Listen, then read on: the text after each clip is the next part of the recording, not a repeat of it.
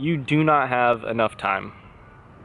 Hey, beautiful people of the internet, my name is Ryan, and you just do not have enough time to be reading crappy books. Sorry, it's a Monday and we're about to get real somber here in this video, but I decided to bring you to a nice redwood grove to make up for it. And disclaimer, I'm only really thinking about this because of some videos that Michael over at Knowledge Lost, the YouTube channel, made. I'll put a link down in the description. Okay, let's start this book-related video off in the exact right way with some math. I'm currently 23 years old, and if I'm lucky, I would love to live until I'm 73 years old. That means if everything goes well, I've got 50-some years to get all of the reading done that I would like to do. And following this to its logical conclusion, if I read a certain number of books a year for 50 years, then that puts me with an end number of books that I can reasonably expect, if everything goes well, to have read by the end of my life. I'll be honest, 1 year out of my life so far, I've managed to read 100 books. The rest of the year, it's somewhere between 50 and 75 or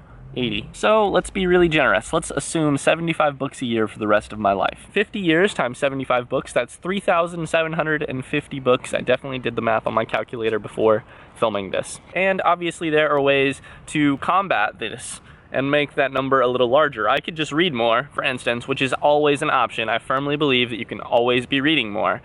On the other hand, I could just live longer, but also on the other end of the spectrum, there's just no guarantee at the end of the day that I even have one more year. I told you this would be somber. Look, pretty trees. Okay, but the point is not what that number is.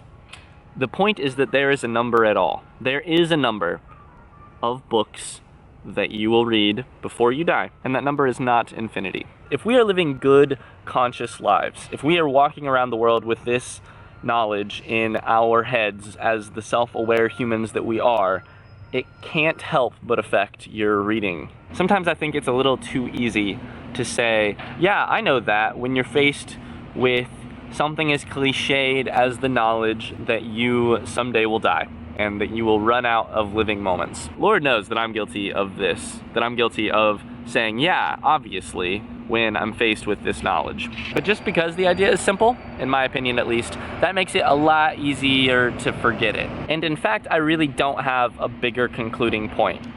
This video is just your reminder, it's just my reminder, that that is a fact of our existence. There is a limited number of books that you will read.